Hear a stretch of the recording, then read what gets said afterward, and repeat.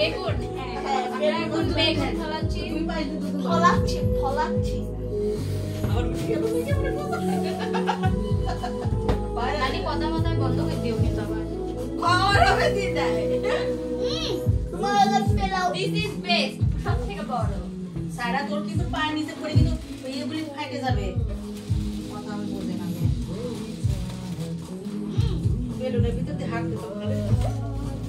শুই পড়ো এরকম করে একটা ব্যালেন্সে পালন করো